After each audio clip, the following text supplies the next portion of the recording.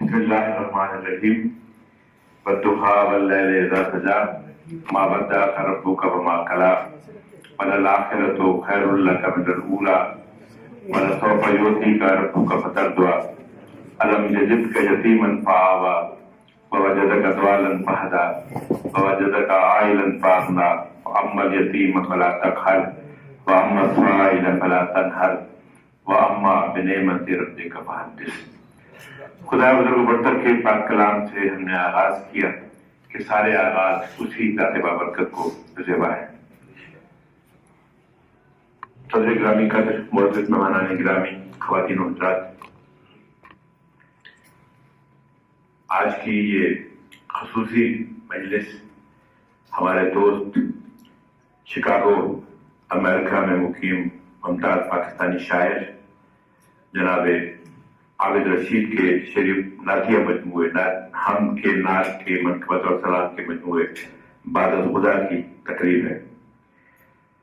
جناب عابد رشید شکاگو میں گزشتہ 2 دہائیوں سے علم و ادب کے فروغ کے لیے اور نعت کے فروغ کے لیے مسلسل کام کر رہے ہیں۔ سخنور شکاگو اور حریم نعت پھر سخنور پنجاب کے وہ بانی اور سربراہ ہیں۔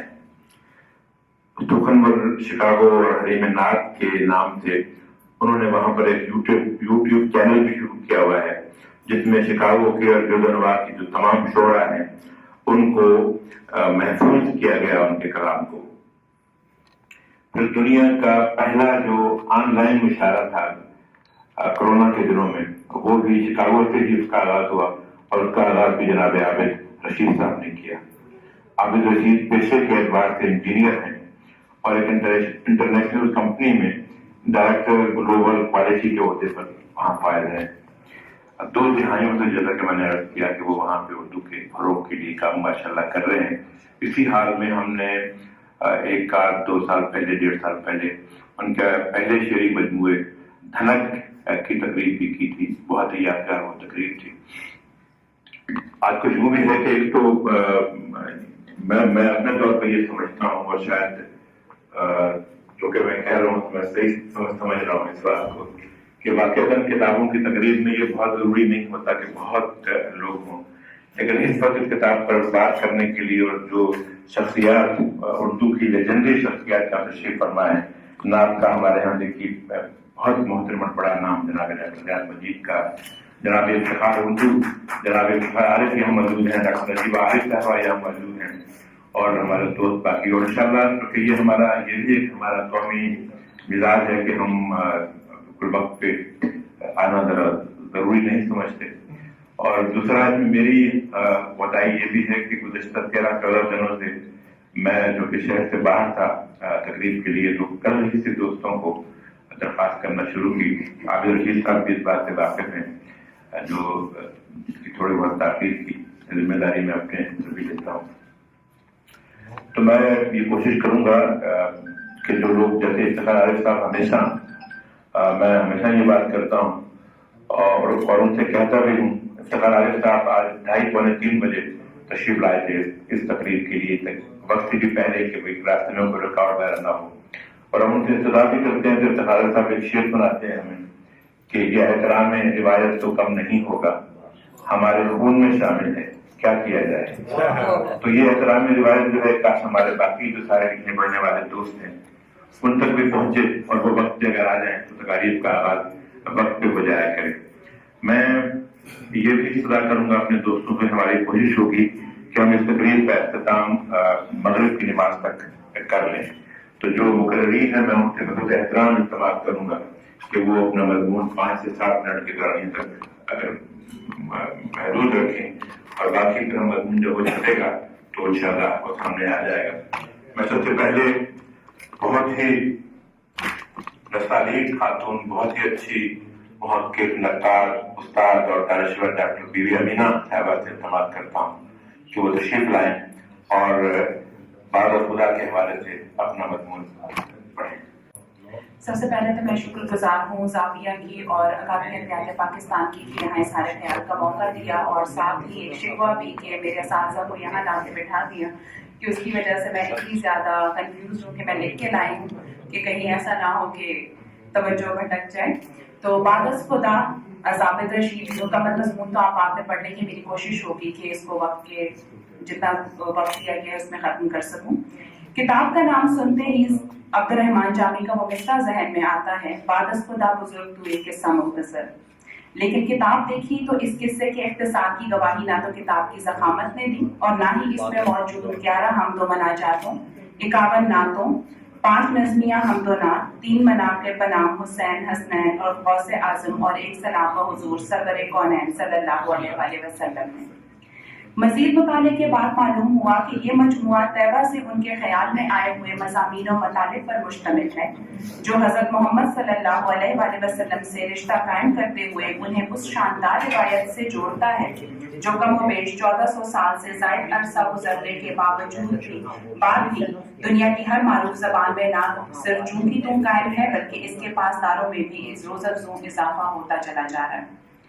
عابد رشید نے زیادہ تر نعت کے روایتی مضامین اور موضوعات بیان کیے ہیں کہ دل کی پریشانی کا معاملہ ہو، روح کا چین درکار ہو، کرم کی انتہا چاہیے یا معافی، ان کے ہاں سب سے پہلا اور آخری حل ذات اقدس صلی اللہ علیہ وآلہ وسلم پر درود و سلام ہے. ان کے لیے بارگاہ رسالت وہ مقام ہے جہاں وہ دل جھکاتے ہیں، ہاتھ پھیلاتے ہیں، دامن دراز کرتے ہیں، شفاعت طلب کرتے ہیں اور نظر کرم کی آرزو میں تڑپتے ہیں، مگر بقول انہی کے بات ہو ان کی تو ہو جائیں سبھی کی باتیں کہ مصداق ان کے مجموعے میں حضرت علی، حضرت حسین، حسنین، زہرا، پنجتن پاک اور غوث اعظم کا ذکر بھی موجود ہے. ان سب کے حوالے سے وہ اپنے داخلی جذبات و خیالات کا اظہار کرتے ہیں. پھر بھی کئی تجربات ایسے ہیں جو خارجی رنگ لیے ہوئے ہیں کہ جو پڑھتا ہے اسے وہ اپنی داستان معلوم ہوتے ہیں. مثلا کعبے پر پہلی نظر پڑنے کا یہ منظر ملاحظہ کیجیے. ایک محراب کی اور سے ایک دم خانہ کعبہ ذرا سا نظر آ گیا اور دل تھا کہ جیسے اچھل کر میرے ہاتھ میں آ گیا. پاؤں میرے تو جیسے ٹھہر سے گئے، آنکھ کی پتلیاں پھیلتی سی گئیں. دھیرے دھیرے سے آگے کو بڑھتا گیا، صحن کعبہ کا زینہ اترتا گیا، سامنے تھا میرے خانہ کعبہ کھڑا. ایک عجب شان سے ایستادہ نگاہوں کو خیرہ کیے، زیب تن جس کے تھا ایک غلاف سیاہ جس پہ ضرباں قرآن کی آیتیں اس کی شان اور شوکت بڑھاتی ہوئیں، گرد اس کے رواں عشق کا کارواں. میری آنکھوں نے کعبہ کو دیکھا تو بس دیکھتی رہ گئیں، خشک آنکھوں سے میری تو جیسے کئی ندیاں بہہ گئیں. ان مصروں کی روانی اور سراست تو لائق تحسین ہے ہی، لیکن جو بات زیادہ قابل غور ہے وہ ان کی کمال احتیاط ہے. عابد رشید روایت کی صحت کا التزام تو کرتے ہی ہیں لیکن اس کے ساتھ غلو اور مبالغے سے اجتناب بھی کرتے ہیں. یہ ان کی شاعرانہ سلیقہ مندی کا ثبوت ہے جو ان کی سراپا نگاری میں بھی نظر آتی ہے. والضحیٰ چہرہ تو واللیل ہیں زلفیں ان کی، حسن کونین کو شعروں میں سماؤں کیسے. ایسے مقامات پر ان کے لفظ عاجز، سخن گونگ اور افکار ساکت ہو جاتے ہیں اور بچتی ہے تو صرف ان کی احتیاط پسندی جو انہیں ایک باشعور، خوش فکر، آداب توحید و رسالت سے واقف شاعر ثابت کرتی ہے. وہ عبد و معبود کا ذکر کرتے ہوئے یا فضائل و شمائل کے بیان میں توازن اور تعدل سے کام لیتے ہیں. ان کے مقام و مرتبے، ضمائر کے استعمال اور مراجع کے تعین میں احتیاط برتتے ہیں اور تقدیم و تاخیر کا بھی خیال رکھتے ہیں. کہتے ہیں کہا جو میں نے کہ بعد از خدا محمد ہیں تو میرے حق میں ہر ایک فیصلہ خدا کا ہوا. اسی طرح ایک اور جگہ لکھتے ہیں وہ ملے تو رب کا پتہ ملا، مجھے لامکاں کا سرا ملا. بعد از خدا کی ایک نمایاں خوبی اس کی متعلقیت یعنی ریڈیبلٹی بھی ہے. اس کا سبب اس کا سہل انداز بیان ہے. ممکن ہی نہیں کہ کوئی اس کتاب کو ایک نشست میں پڑھنا چاہے اور وہ نہ پڑھ پائے. شوکت کلام کے پہلو بہ پہلو سہل ممتنع موجود ہے، حتیٰ کہ آیات، احادیث اور واقعات کی جھلک اتنے عام فہم انداز میں بیان کی گئی ہے کہ اس کی وضاحت کی ضرورت ہی محسوس نہیں ہوتی. نظر میں گھوم گئے خون سے برے پاپوش، جو راستے میں کوئی سنگ کوئی خار آیا. کلمہ حق سے گریزاں ہے وہ گڑیا لیکن بوجھ اس کا میرے آقا نے اٹھا رکھا ہے. اور چونکہ عابد رشید صاحب غزل گو بھی ہیں اس لیے ان کی نعت میں تغزل کا رنگ بھی نمایاں ہے اور غزل کا فنی سلیقہ بھی موجود ہے. आप ज्यादातर छोटी और मुतरन्निम बहरों का इस्तेमाल करते हैं और जब तवील बहर का इस्तेमाल करते हैं तो अशार की नगमगी और मौसीकियत में इजाफा करते हैं। ऐसी नज़्मों में अंदरूनी क़वाफ़ी का इल्तिज़ाम भी लायके तवज्जो है। मसलन करम का बहरे बेकरां रवा दवां यहाँ वहाँ है कौन मुँह से मांगता दरे नबी के सामने। इसी तरह इन्होंने शुक्रन तो कोई बात बने और क्या कहिए जैसी लतीफ़ों और मेरे आका पे लाखों दुरूदो सलाम जैसे तीब के मिसरों का इस्तेमाल भी उम्दगी से किया है। इसके सबब इनकी नज़्में गज़ल से और भी करीब दिखाई देती हैं और उसकी तकरार से पैदा होने वाला आहंग सरूर और सरशारी का सामान पैदा करता है। जबकि पे वारी जाऊं रदीफ की हामिल नाक में गीतों का लहजा भी दिखाई देता है। अशार मुलाहिज़ा कीजिए। दिल ये करता है कि मैं सरकार पे वारी जाऊं, आपके हुस्न तरहदार पे वारी जाऊं। क्या अजब आप ये कह दें सरे महशर आबिद, मेरे प्यारे मैं तेरे प्यार पे वारी जाऊं। आबिद रशीद ने तशबीहों, इस्तिआरों, मुहावरों और सनतों से भी काम लिया है, ताहम अस्वात व अल्फाज से पैदा होने वाली मौसीकियत अपनी जानिब तवज्जो हमेशा मबजूल कराती है, जिसकी कई सूरतें हैं। मसलन दाल की तकरार मुलाहिज़ा कीजिए। ऐसा लगा के रख दिए फिरदौस में कदम, आए कभी जो वो दरो दीवार दीद में।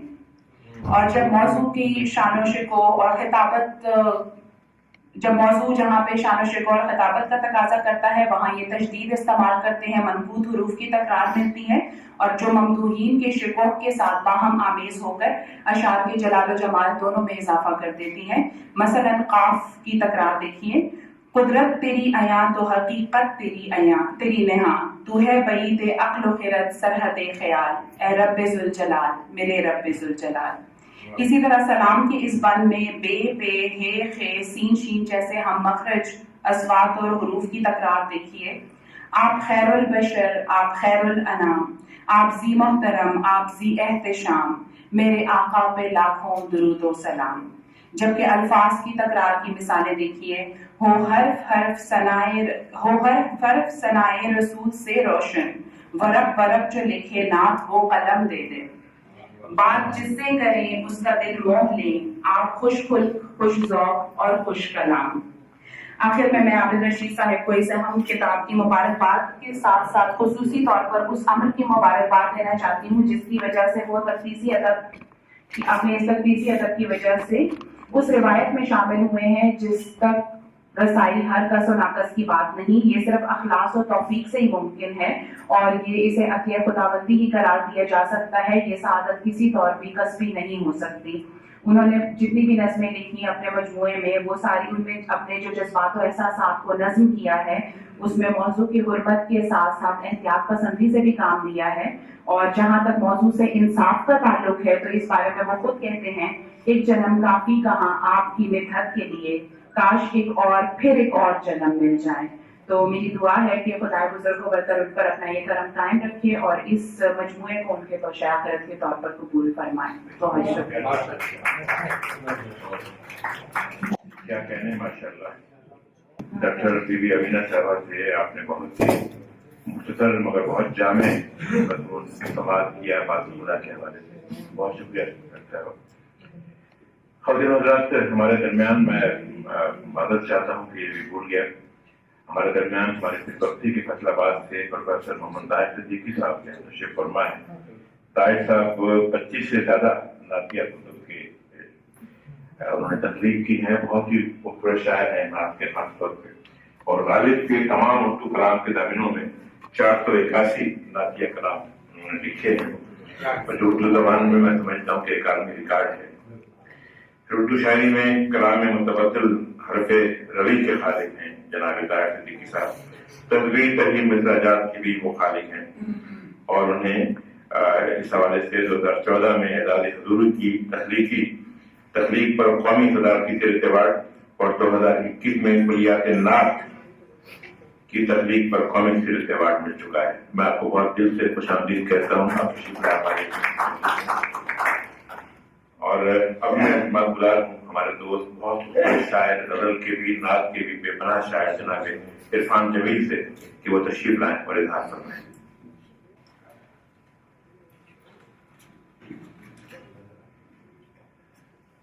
بھٹک گیا ہوں عقائد کے خارزاروں میں، بھٹک گیا ہوں عقائد کے خارزاروں میں، وہ رہنمائی عطا کیجئے ہدایت خاص۔ ایک دور ایسا تھا کہ مذاہب اپنے تمام عرفی معنوں میں عقائد کے خارزار بن چکے تھے۔ خانہ کعبہ کی دیواریں تعمیر کرتے ایک درد بھری دعا بلند ہوئی، ربنا وابعث فیہم رسولا من انفسہم، وہ رہنمائی عطا کیجئے ہدایت خاص۔ شفقت والے رب نے ابراہیم کے شجرے میں وہ ہدایت خاص اتاری اور اسے اپنا احسان قرار دیا۔ لقد من اللہ علی المؤمنین، اس احسان کو مجسم کیا، پھر وضاحت فرما دی، وَأَرْسَلَ رَسُولَهُ بِالْهُدَىٰ وَدِينِ الْحَقِّ لِيُظْهِرَهُ عَلَى الدِّينِ كُلِّهِ۔ رسالت مآب صلی اللہ علیہ وآلہ وسلم کی ذات گرامی عین ہدایت ہے۔ یہ ہدایت آخری، قطعی اور خاتم ہے، سو قیامت تک کا عرصہ آپ کا زمانہ ہے۔ تو کیا آنے والے ادوار میں اس ہدایت سے فیض یاب نہ ہوں گے؟ یقیناً ہوں گے۔ جب اس ہدایت خاتم کا ہونا ضروری ہے تو اس کی ناگزیری، التزام، ضرورت، اہمیت، عظمت، رفعت، تقدیس، حرمت اور کفایت کا تعارف بھی ضروری ہے۔ نعت اس ہدایت لامتناہی کی حرمت کا تعارف ہی تو ہے۔ دلوں پر جس قدر تعارف اثر انگیز ہوگا، قبول حق کے لیے اسی قدر قلوب تیار اور آمادہ ہوں گے۔ سرور عالم صلی اللہ علیہ وآلہ وسلم کے دور میں نعت نگاروں کے سامنے سب سے بڑا مقصد یہی تھا۔ سو نعت محض صنف ادب نہیں، تعریف قلب کا ذریعہ نہیں، صرف شعر و سخن نہیں کہ شاعر اسے ذریعہ بنا کر شہرت مند ہو جائے۔ نعت اپنی اصل میں تبلیغ تعارف رسول ہے۔ یہ جس قدر اخلاص، پاکیزگی، ندرت، جدت، دلکشی، دل سوزی، جان سپاری، ترفع، طہور مضامین اور جمال آفرینی کا سلیقہ ہوگی، بھٹکے ہوئے عقائد کے خارزاروں سے نکل کر نعت سے جھلکتی روح پرور شخصیت کا لپک لپک کر استقبال کریں گے۔ طلع البدر علینا سے یہ معجزہ ظہور پذیر ہو چکا ہے۔ سو نعت وہ ہے کہ سارا مدینہ باہر نکل آئے، چھتوں، پہاڑوں اور درختوں سے آنکھیں انتظار اور استقبال کی عقیدتیں برسائیں۔ نعت اگر ایسا منظر تخلیق کرنے سے معذور ہے تو اسے کردار سے دور اور سماعتوں سے بچا کر رکھیے۔ معاذ اللہ اشعار عقائد کے مزید خارزار اگا دیں تو چھاپے خانے بند کر کے اشعار چھپا لیجیے۔ عابد رشید نعت کی اسی تعریف کے داعی لگتے ہیں۔ ہر عمل سے کوئی قرآن کی آیت چھلکے، اے مفسر تیرے کردار پہ باری جاؤں۔ ممدوح کو دور افتادہ تاریخ کی دھن سے نکال کر حال کی بولتی چالتی، چلتی پھرتی، متعلق شخصیت بنا کر پیش کرنا وقت کی ضرورت ہے۔ یہ تبھی ممکن ہے جب نائب قرآن کی آیات اور سرور عالم صلی اللہ علیہ وسلم کی ذات گرامی کے کردار میں مطابقت کا جلوہ آشکار کر دے۔ عابد رشید کی کتاب پڑھ کر میں اس نتیجے پر پہنچا ہوں کہ وہ اپنے ممدوح کو جہان کا ممدوح بنانے کے تمنائی ہیں۔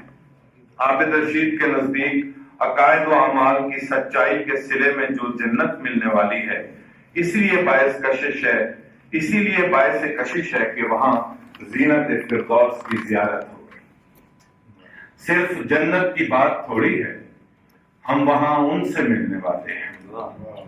عابد رشید نے نفسیات، انفرادیت مضامین، جدت نشست، مختصر اور طویل بحروں کے غنائی تاثر، سیرت کے تاریخی مطالعہ، لطیف جذباتی کیفیات، حسن آگہی، صداقت عقیدت اور نزاکت خیال سے مرصع نعتوں کا مجموعہ جس عنوان سے اظہار کیا ہے وہ خود ایک عقیدہ ہے۔ ساری کتاب اسی عقیدے کی تفسیر ہے۔ عابد رشید نے امریکہ میں رہ کر یہ نقطہ پا لیا ہے کہ قبول حق کے لیے دلوں کو مائل بحق کرنا ہے تو حق اور ہدا کے ساتھ مبعوث ہونے والے خاتم النبیین صلی اللہ علیہ وسلم کا اثر انگیز، متاثر کن اور حسن شعار تعارف ضروری ہے۔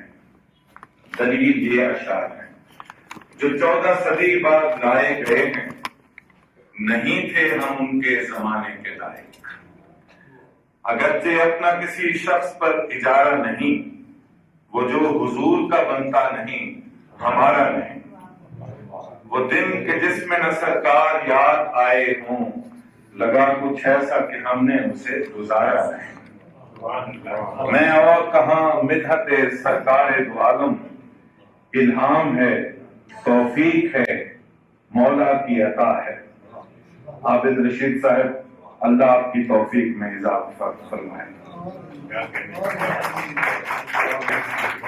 کیا کہنے اللہ، صرف جنت کی بات تھوڑی ہے، ہم وہاں ان سے ملنے والے ہیں۔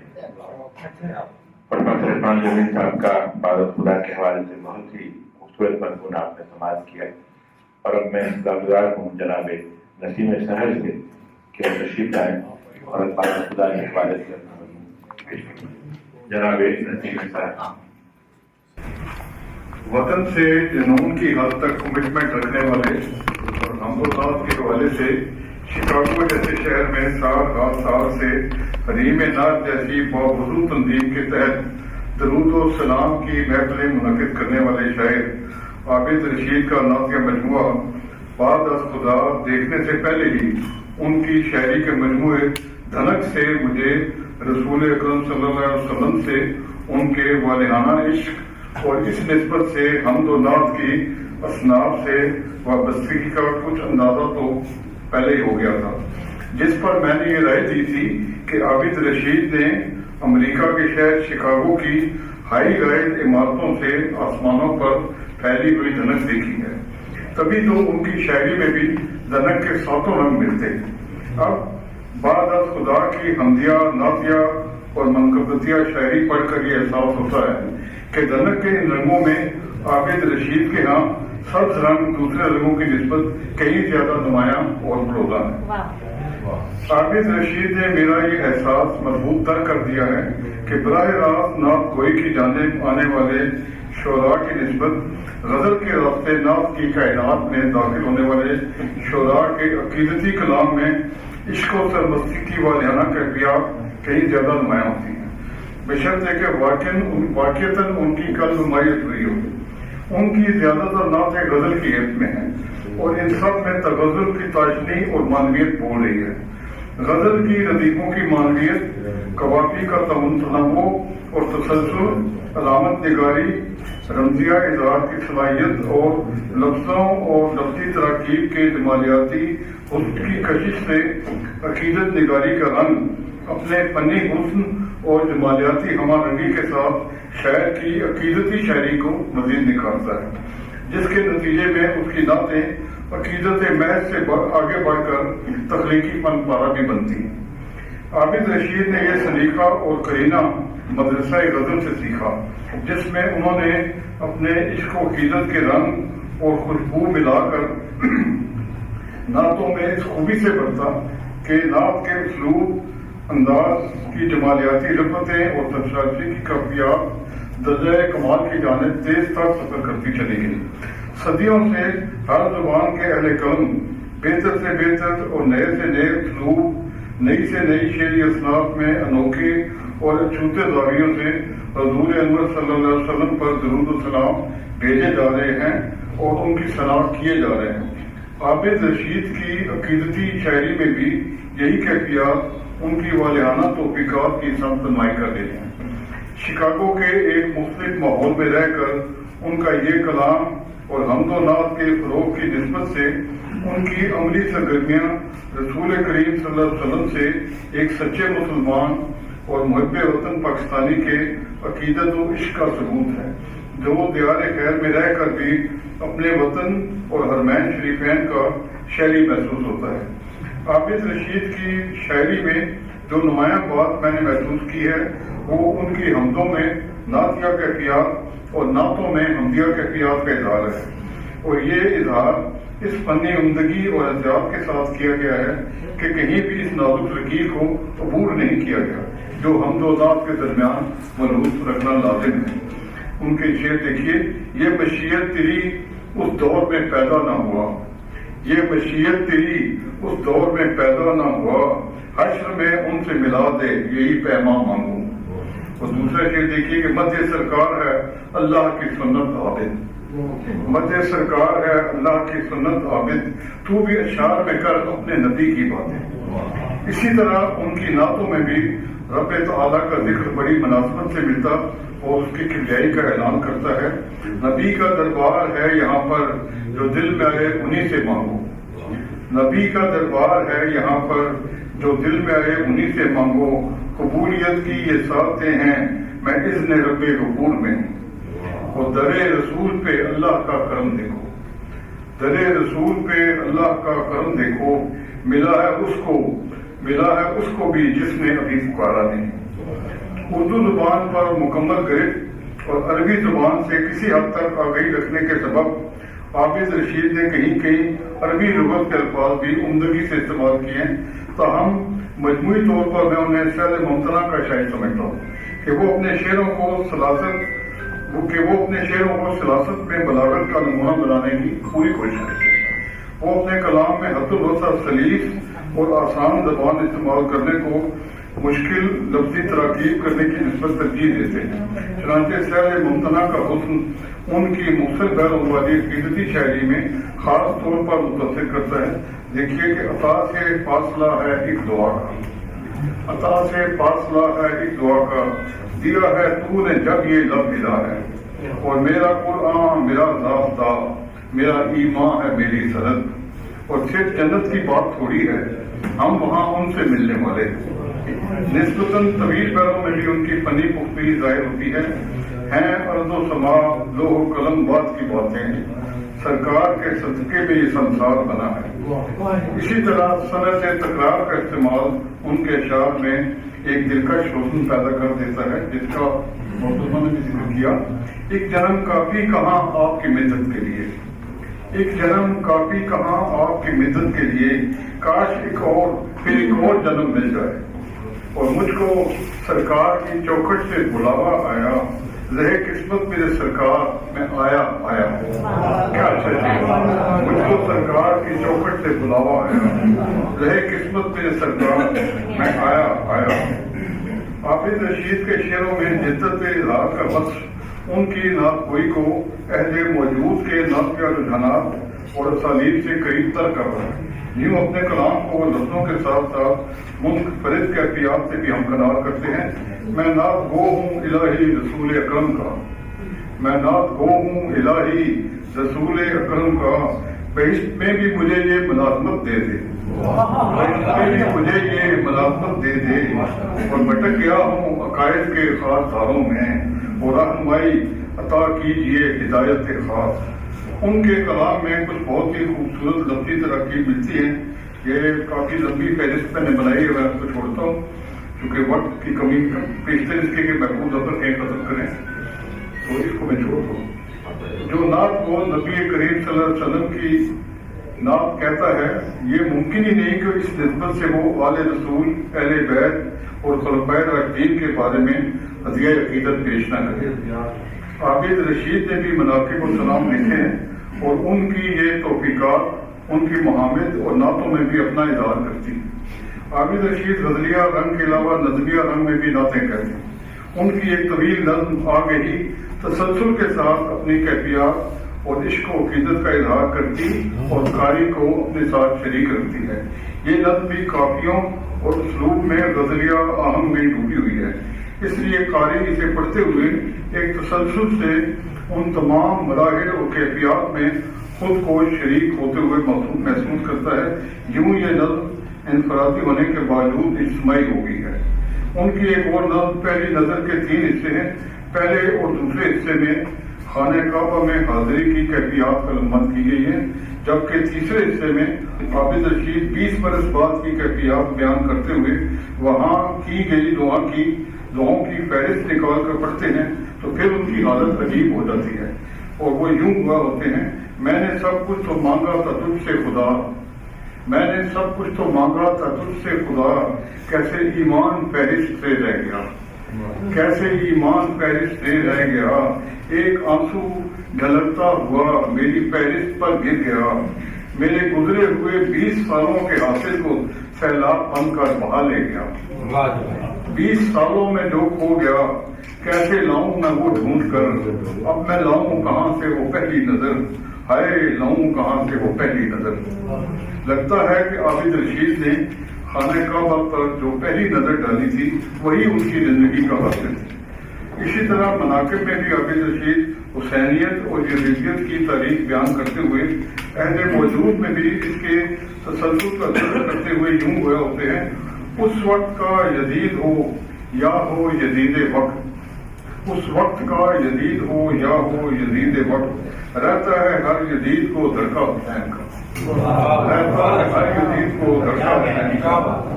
عابد رشید کے مجموعے پر ابھی مزید بہت کچھ کہا جا سکتا ہے کہ ان کی حمد و نعت اور مناقب کی عقیدتی سرشاریوں اور فنی خوبیوں کو پیش نظر رکھتے ہوئے مجھے یہ راریہ بہت مفید لگ رہا ہے، لیکن میں یہاں ختم کرتا ہوں اور دعا کرتا ہوں کہ ان کا یہ تخلیقی اور عقیدتی سفر جاری ہے، یہ مانا۔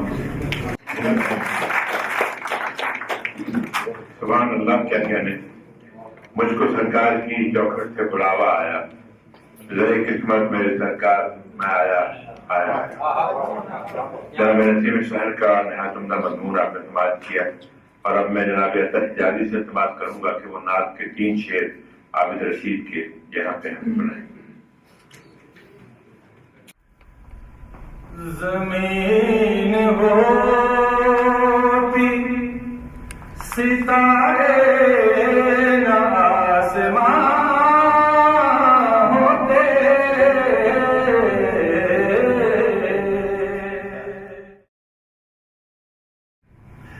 زمین ہوتی ستارے نہ آسمان ہوتے،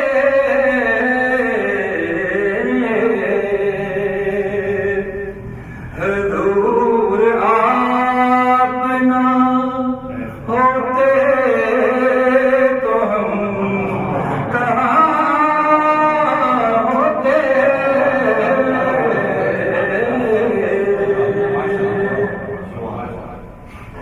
خدا کا شکر ہمارے رحمت عالم،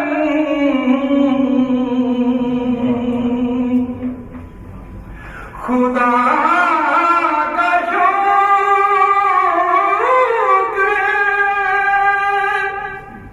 ہمارے رحمت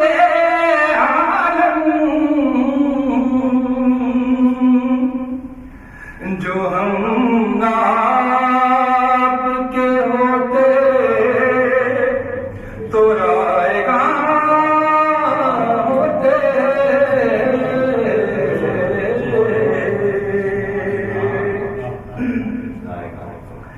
ہے گفتگو کا سلیقہ تو ان کی مدحت سے،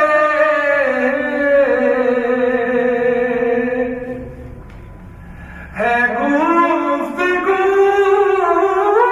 کا سلیقہ تو ان کی مدحت سے،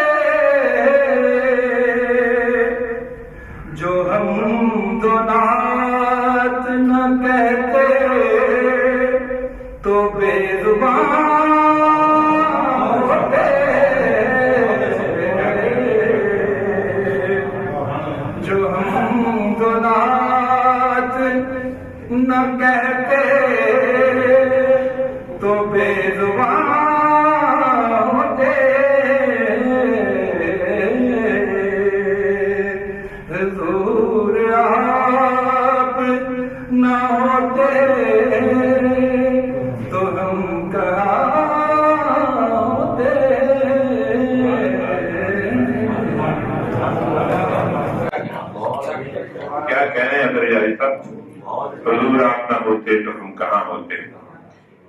پر اب میں اعتماد گزار ہوں جناب پروفیسر طاہر صدیقی صاحب سے کہ وہ ایک منظوم خراج انہوں نے اس نعتیہ مجموعے کے حوالے سے اور نعت کے حوالے سے لکھا عبدالعزیز صاحب کے لیے وہ ہمیں بتائیں. بسم اللہ الرحمن الرحیم. مجھے سر نے پابند کر دیا کہ صرف مضمون ہی ہو. ایک طویل مضمون بھی تھا اور میں سوچ رہا تھا کہ میں زبانی کچھ باتیں جو وہ پیش کر دوں گا، لیکن وقت اور گنجائش دونوں کی دنیا کو کم ہے. اللہ کرے حسن ثنا اور زیادہ، اللہ کرے حسن ثنا اور زیادہ، چھلکے تیری نعتوں میں ملا اور زیادہ. شائستگی لہن سے تو اپنے ہنر میں، شائستگی لہن سے تو اپنے ہنر میں، کیفیت طیبہ کی سنا اور زیادہ. معیار سے مدحت کو کیا آشنا تو نے، معیار سے مدحت کو کیا آشنا تو نے، ہے تیرے لیے دل میں دعا اور زیادہ. اور اٹھ اٹھ کے تہجد میں رقم اس کی ثنا کر، یاد اس کو کر اور اشک بہا اور زیادہ. اور نعتوں میں پسے لفظ کے تحریر کا اسرار، الفاظ کو آئینہ بنا اور زیادہ. رب سے ہے دعا یہ کہ ہر ایک نعت نبی پر بڑھ جائے تیرا شوق لقاء اور زیادہ. دے تازہ صنع کاروں کو تعلیم معدت، دے تازہ صنع کاروں کو تعلیم معدت، آداب صنع گوئی سکھا اور زیادہ. ہر نعت تیری دل کی عقیدت سے رقم ہو، ہر نعت تیری دل کی عقیدت سے رقم ہو، بخشے تجھے اخلاص خدا اور زیادہ، بخشے تجھے اخلاص خدا اور زیادہ. اے عابد فرخندہ اثر نعت کا اپنی، اے عابد فرخندہ اثر نعت کا اپنی، اللہ سے پائے تو صلہ اور زیادہ. طاہر کی دعا ہے کہ شہ طیبہ سے تیری، طاہر کی دعا ہے کہ شہ طیبہ سے تیری، حب اور زیادہ ہو لکھا اور زیادہ. اللہ کرے حسن ثنا اور زیادہ، چھل کے تیری نعتوں میں ملا اور زیادہ.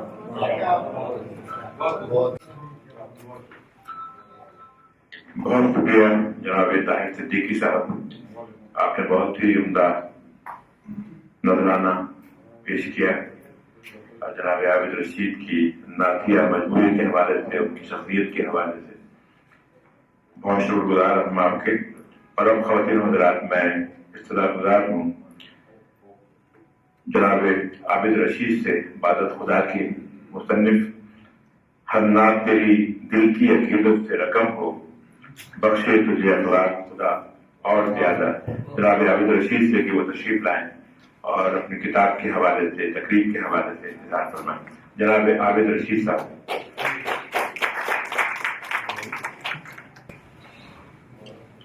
السلام علیکم. میں تمام حاضرین کا بہت دلی ممنون ہوں کہ آپ لوگ تشریف لائے. اس میں سے بہت سارے شہر ایسے ہیں جنہیں میں جانتا ہوں، ہمارے دوست ہیں، بہت سارے ایسے ہیں کہ میں ان کو نہیں جانتا ہوں، اور وہ صرف حضور کی محبت میں یہاں تشریف لائیں. اللہ تعالیٰ آپ سب پہ اپنا رحم و کرم کرے. اور میں بہت زیادہ ممنون ہوں جناب افتخار عارف صاحب اور ریاض مجید صاحب کی جو تشریف لائے یہاں پر، اور آپ کا تو بہت ممنون ہوں کہ آپ نے یہ محفل سجائی ہے. اور شکریہ آپ کا محبوب بھائی، آپ تو سب کے محبوب ہیں. اللہ تعالیٰ آپ کو سلامت رکھے.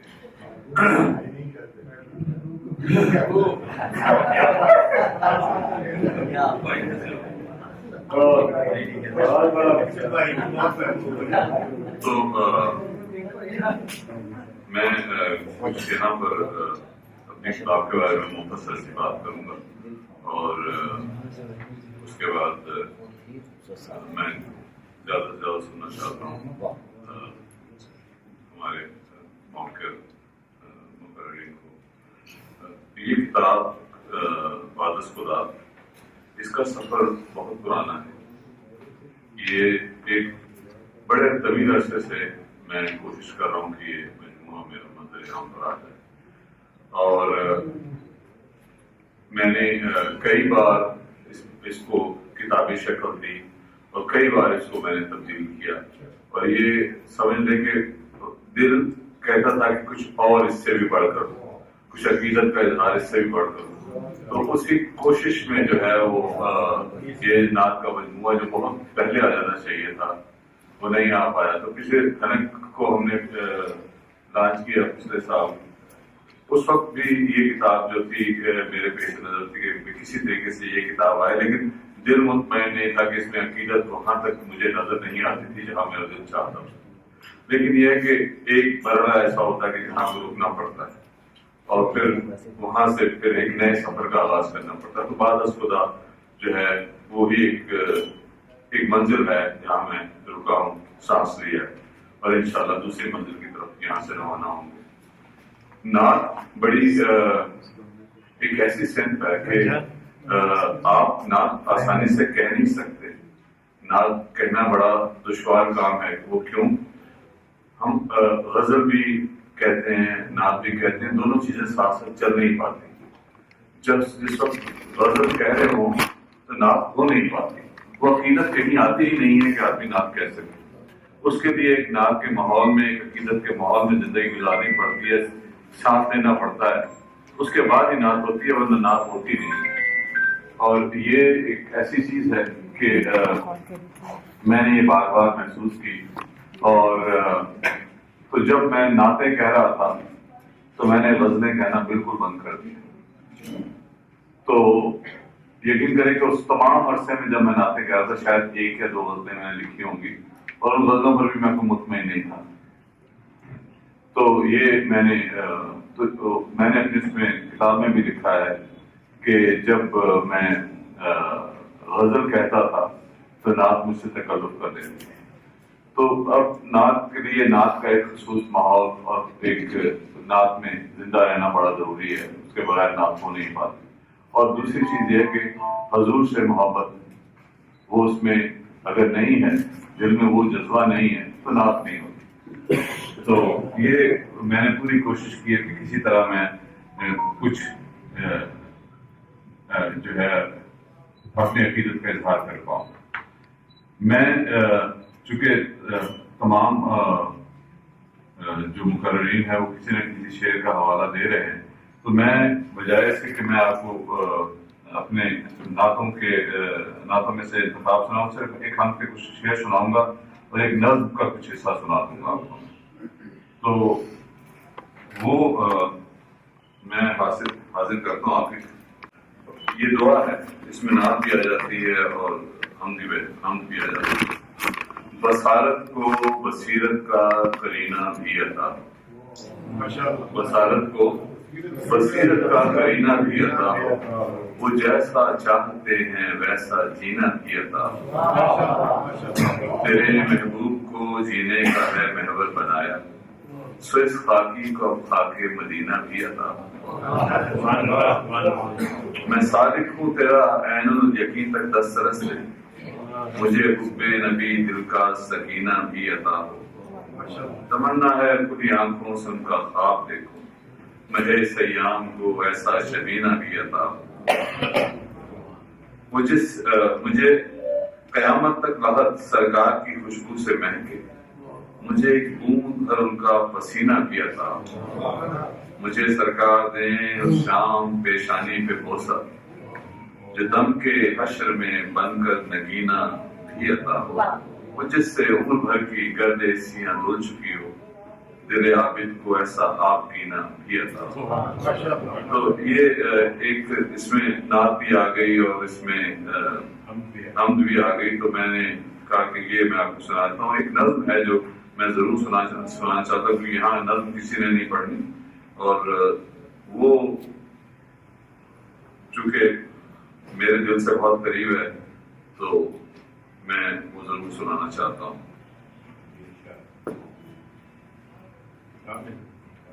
بس اسی میں آ جائے گی. ایک وہ نظم ہے فتح مکہ، تو اس کے میں آپ کی خدمت میں پیش کرتا ہوں. چار اطراف سے مسلمان شہر مکہ میں داخل ہوئے، نہ مزاحم کوئی اور نہ لشکر کوئی. عجب قسم خورشیدی چھائی ہوئی، ایک ذرا سی جھڑپ اور پھر خاموشی. ایک ہیبت کا عالم تھا کفار پر، خوف سے کانپتے تھے کہ ہے آخری رات سر پر کھڑی. سب سے لیں گے وہ بدلہ مظالم کا ایک ایک ستم کا جو ان پر ہوئے. ایک نئی داستان آج ہوگی رقم، گردنیں ہوگی مکہ میں ہر سو قلم. عورتوں اور بچوں کی عمریں کٹیں گی غلامی میں. اب جس طرف شہر مکہ میں دیکھو تو لکھی ہوئی تھی وہاں ظلم و جور و ستم کی کوئی داستان. ہاں یہی شعیب طالب میں محصور تھا آپ کا خاندان.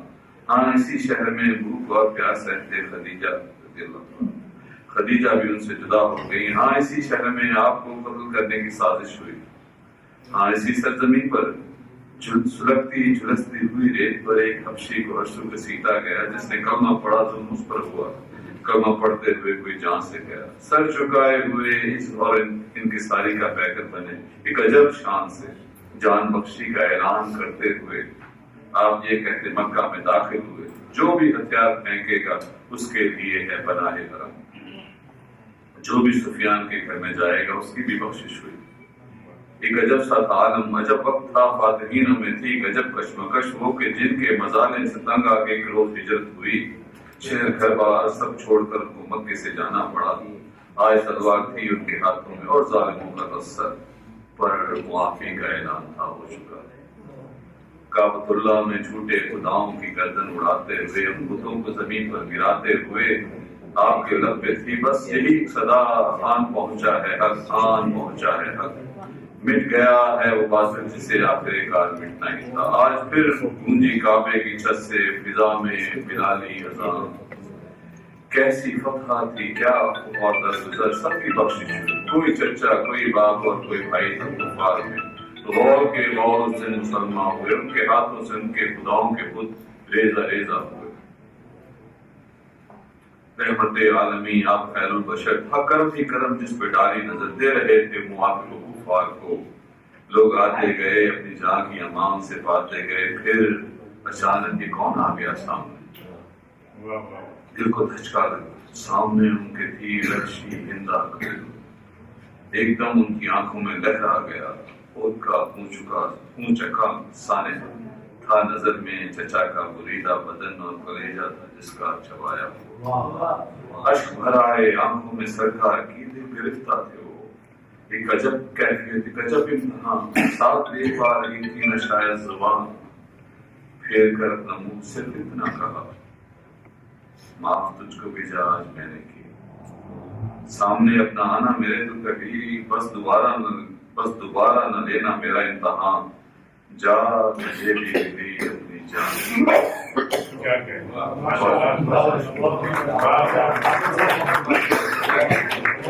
کیا کہنے عابد بابا، سبحان اللہ، بہت ہی عمدہ نظم آپ نے. میں اور کہاں ملت سرکار دو عالم، الہام ہے توفیق ہے مولا کی عطا ہے. نعت جو ہے وہ بلا شبہ مالک کی عطا ہے. بعد از خدا کے مصنف جناب حامد رشید شکاگو سے ہمارے مہمان، بہت ہی عمدہ شاعر، بہت ہی نستعلیق اور بہت ہی خوبصورت شخص. یہاں سے جو بھی پاکستانی جاتے ہیں وہاں پہ خاص طور پہ ان کا بہت زیادہ خیال کرنا. اور جیسا کہ میں نے آغاز میں عرض کیا تھا کہ اس دنیا میں ہزاروں میل دور ادب کے فروغ کے لیے، شعر کے لیے، نعت کے حوالے سے پوری تنظیم بنانا اور اس پہ کام کرنا، یہ واقعتاً بہت ایسا بحثیت کا کام ہے کہ جس پہ جتنا انہیں داد دی جائے وہ بہت کم ہے. میں بصد احترام اقتباس کروں گا چیئرمین اکادمی پاکستان مولانا ڈاکٹر نجیب عارف صاحبہ سے کہ وہ تشریف لائیں اور بعد از خدا کے حوالے سے اپنے خیالات کا اظہار. ڈاکٹر نجیب عارف.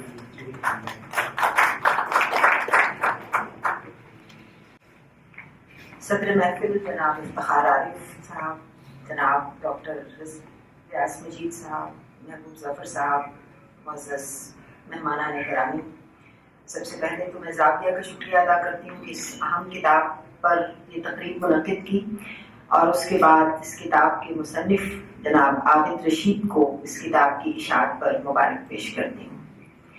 یہ کتاب جیسے کہ آپ سب نے سنا کہ حمد، نعت اور مناقب کا مجموعہ ہے، لیکن کتاب کا بیشتر حصہ نعت پر مشتمل ہے۔ تو بنیادی طور پر کتاب کا مزاج نعت گوئی کا مزاج ہے۔ نعت گوئی جیسے کہ آپ سب جانتے ہی ہیں ایک بہت، اور ابھی بات بھی ہوئی، بہت مشکل صنف ہے، جیسے ابھی عابد صاحب نے خود بھی کہا کہ نعت کہنا محض فنی مہارت سے ممکن نہیں ہے۔ اگر آپ عروض کے ماہر ہیں، زبان و بیان پر قدرت رکھتے ہیں اور شعر گوئی کی مشق رکھتے ہیں، تو یہ اس بات کی دلیل نہیں ہے کہ آپ اچھے نعت گو بھی ہو سکتے ہیں۔ کوئی چیز ایسی ہے جو اس ساری فنی مہارت کے بعد بھی اور اس سے مابرا بھی ضروری ہے ایک اچھی نعت کہنے کے لیے، اور وہ چیز عابد رشید صاحب کے ہاں وافر مقدار میں نظر آتی ہے۔ وہ ظاہر ہے کہ آپ سب اس بات کو سمجھتے ہیں کہ وہ چیز عشق رسول ہے، وہ جذبہ ہے جو الفاظ کے اندر معنی اور تاثیر پیدا کرتا ہے۔ صرف عشق رسول بھی ظاہر ہے ہم میں سے بہت سے لوگ اس کے دعوے دار ہو سکتے ہیں، کچھ دعوے دار نہیں ہوں گے مگر اس بات کی لائق ہیں کہ وہ اس کا دعویٰ کر سکیں، لیکن عشق رسول اور یعنی جذبہ اور فن دونوں کے امتزاج سے ہی نعت وجود میں آتی ہے۔ چونکہ ان نعتوں کا میں سے بیشتر کی تکنیک غزل کی صنف ہے۔ غزل کی صنف بنیادی طور پر جذبے سے خالی نہیں ہوتی۔ غزل میں بہت سی خصوصیات غزل کی ہم گنوا سکتے ہیں، لیکن کسی بھی موضوع پر غزل لکھی جائے اگر وہ جذبے سے خالی ہو اور عاری ہو تو اس میں تاثیر پیدا نہیں ہوتی۔ یہی کیفیت عابد رشید صاحب کی نعتوں کی بھی ہے۔ غزل کا انداز ان میں حاوی ہے، اور غزل میں جس طرح رمز و ایمان، ایجاز، امیجری اور محاکات کا سے کام لیا جاتا ہے، انہوں نے بھی اسی انداز سے اپنے نعت گوئی کی ہے۔ لیکن میں نے محسوس کیا ہے کہ ان کے ہاں جو امیجری ملتی ہے وہ ٹھوس چیزوں کی بجائے مجرد کیفیات کی امیجری ہے۔ انہوں نے کیفیات کی تصویر بنانے کی کوشش کی ہے، اور یہ یقیناً ایک بہت مشکل کام ہے کہ مجرد کیفیات کو آپ الفاظ کے ذریعے بیان کرنے کی کوشش کریں۔ نظمیں بھی ان کے ہاں ملتی ہیں، مگر ایک تو وہ تعداد میں بھی کم ہے، لیکن نظموں میں بھی انداز اور لفظیات غزل ہی کی ہیں جو ہمیں غالب نظر آتی ہیں۔ ان کے ہاں ہمیں غزل میں اپنی نعت میں غزل کی طرح جذبہ اور اس کی فنی مہارت دونوں کا ایک بہت عمدہ امتزاج نظر آتا ہے، اور یہی میرا خیال ہے اس مجموعے کی سب سے بڑی خوبی ہے۔ چونکہ مغرب کا وقت ہونے والا ہے، اس پر بہت سی باتیں ہو سکتی ہیں اور بہت اچھی باتیں ہوئی بھی۔ ڈاکٹر بی بی امینہ نے، ڈاکٹر عرفان صاحب نے، جناب نسیم سحر صاحب نے بہت عمدہ گفتگو کی ہے، ان کے فنی کمالات پر بھی اس کا تجزیہ بھی کیا ہے اور موضوعات پر بھی بات کی ہے، اور مجھے یقین ہے کہ ہمارے استاد الاساتذہ جناب ریاض مجید صاحب یہاں تشریف رکھتے ہیں، جناب افتخار عارف صاحب اس موضوع پر مزید بہت کچھ فرمائیں گے۔ تو میں اپنی طرف سے عابد رشید صاحب کو مبارک پیش کر کے آپ سے اجازت چاہتی ہوں۔ بہت شکریہ ڈاکٹر تجوہ عارف صاحبہ، اور اب میں مطلب احترام سلام کہتے ہوئے ہم نہ دیکھ پائے انہیں، ڈاکٹر ریاض مجید کا نام کا شعر ہے کہ سلام کہتے ہوئے ہم نہ دیکھ پائے انہیں، جواب دیتے ہوئے وہ تو ہم کو دیکھتے ہیں۔ میں مطلب احترام کا اعتماد کروں گا ڈاکٹر ریاض مجید صاحب سے ہماری آج کی نشست کے مہمان خصوصی، اور بہت شکریہ ادا کرتا ہوں کہ وہ تشریف لائے نماز ہوں گے۔ جناب عارف انصاف صاحب اور ڈاکٹر عجیبہ صاحب، یہ بہت بڑا موضوع ہے اور اب تک بڑی ترتیب کے ساتھ محبوب صاحب نے اس کو چلایا ہے وقت کو دیکھتے ہوئے سارا۔ لیکن ہر نعت کی نئی کتاب جو ہے وہ جو نعت کا طالب علم ہے اس کو بہت کچھ سوچنے سمجھنے پہ مجبور کر دیتی ہے. اس کتاب کے حوالے سے 10-12 باتیں ہیں وہ میں ایک دو تذکرے میں کروں گا. ویسے تو اس پہ ایک سیمینار ہونا چاہیے. ہمارے ادبی کتابوں پہ سیمینار جو ہے اس کی روایتی نہیں ہے کہ جو ایک پہلو پہ بات کی جائے. تو اختصار کے ساتھ یہ کہ نعت جو ہے وہ ایک صنف ہے. صنف جو ہے وہ جوہر ہے اور اسکل ہے. وہ تقاضا کرتی ہے کہ تمام تر فنی معیارات کو ملحوظ رکھا جائے. عقیدے کا اپنا ثواب ہے اور جس سے تسبیح کا اور گردان کا ثواب ہوتا ہے وہ باتیں دہراتے جائیں اس کا ثواب ملے گا. لیکن وہ اچھے لوگ ہیں جو اس بدلتی ہوئی صنف کو مختلف زمانوں کے تناظر میں دیکھتے ہیں. نعت کہاں سے آئی اور آج کہاں پہنچی. ہمارے اردو کے جو نعت وہ شاعروں نے کس حد تک اس کا حق ادا کیا اور کون سے ایسی اقلیمیں ہیں حیرت بھری جو بالکل خالی ہیں ہم سے. پہلی بات تو یہ ہے کہ ہم جو سوچتے ہیں ہم اپنی ماضی سے سوچ نہیں سکتے. یعنی you can do what you think but you can not think what you think. اس سے بنیادی بات یہ ہے جو آپ کی سائیکالوجی آپ کی فزکس بتاتی ہے کہ آپ کی سوچیں بھی آپ کی اپنی نہیں ہے. عطا ہے وہ غیب سے اشارہ ہوتا ہے کسی کی بات سنتے ہوئے کہ نیا موضوع ہو جاتا ہے. نعت کے ساتھ بھی یہ ہوا کہ نعت بنیادی طور پہ تو تاریخ کی ایک صنف ہے لیکن اس کا آغاز لسانی جہاد کے ساتھ ہوا تھا. حضور نے ایک دفعہ بڑے دکھی لہجے میں کہا کہ یہ کفار میری حجب کرتے ہیں تم میں کوئی ایسا نہیں جو ان کا جواب دے. حضرت نے کہا کہ میں ان کا جواب دوں گا اور میری زبان میں پتھر سے ماروں تو اس کو توڑتے. وہاں سے نعت کا باقاعدہ ایک صنف کے طور پہ اظہار ہوا. اب اس تک 1400 سال میں یہ نعت کہاں سے اتری کہاں سے پہنچی اور ہم کس حد تک اس کو برت رہے ہیں اس کے جو لسانی تناظر کے شروع میں جو اس کے مبادیات تھے اس کا ہم اندازہ لا سکتے ہیں. سورہ شعراء میں جو یہ کہا گیا ہے یہ مفت وادیوں میں پھرنے والے بھٹکے ہوئے لوگ ہیں جو کہتے ہیں وہ کرتے نہیں ہیں. اس میں استثنائی طور پہ 4 باتیں بتائیں گی کہ وہ لوگ جو ایمان لائے جنہوں نے نیک کام کیے اور جنہوں نے اللہ کے ذکر کثرت سے کیا. ایک چھوٹا سا ذکر ہے منتصروں میں بعد ما ظلموا کہ جب ان پہ کوئی ظلم ہوا تو اس کا بدلہ لیا. ظلم کا بدلہ لینا نص قطعی ہے ہر شاعر کے لیے ہر دانشور کے لیے ہر اہل علم کے لیے. اس زمانے میں شاعر کا تمام دانشور کے لیے اگر ان سے غافل ہیں اور ہماری آج کی نعت جو ہے وہ اس کی ریلیونس نہیں بنتی آج کے مسائل کے ساتھ تو ہمارے اندر کوئی چیز مس ہو رہی ہے.